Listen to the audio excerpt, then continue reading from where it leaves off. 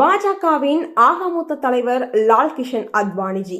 அப்போது அவரது வயது 70. மரண ஓலங்கள் கேட்கும் போதே ஓடிய விஜய் எங்கே? மாமனிதன் அத்வானியின் மனிதம் எங்கே?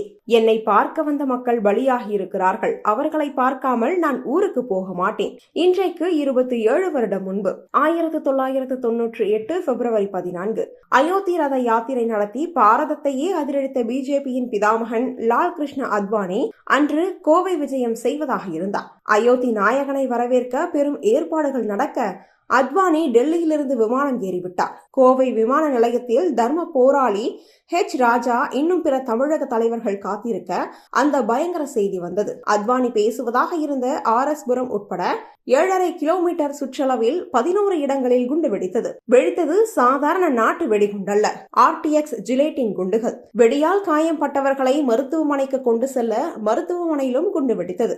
58 பேர் உயிரிழக்க 200க்கும் மேற்பட்டவர்கள் காயமடைய நகரெங்கும் அழுகை ஓலம். அத்வானியின் விமானம் தரையிறங்க அத்வானியை வெளியே விடமாட்டோம், அவரை சந்திக்க வந்த தமிழக தலைவர்களையும் அவரை சந்திக்க விடமாட்டோம் என்று போலீஸ் சுற்றி வளைத்தது.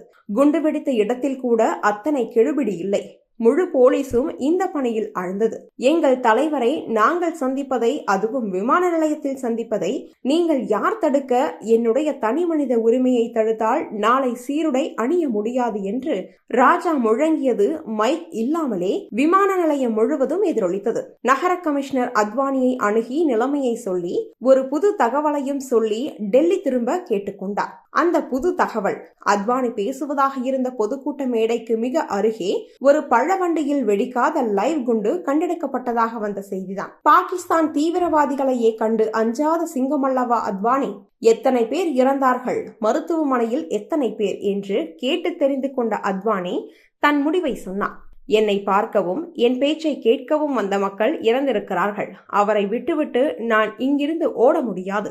இறந்தவர்களின் இல்லங்களுக்கும் சிகிச்சை பெறுபவர்களின் மருத்துவமனைக்கும் நான் போவேன். ஐயா, நகரில் 144 தடை உத்தரவு போட போகிறோம் என்று கமிஷனர் இழுக்க, அப்படியானால் என்னை கைது செய்யுங்கள் என்று நடக்க ஆரம்பித்தார் அத்வானி.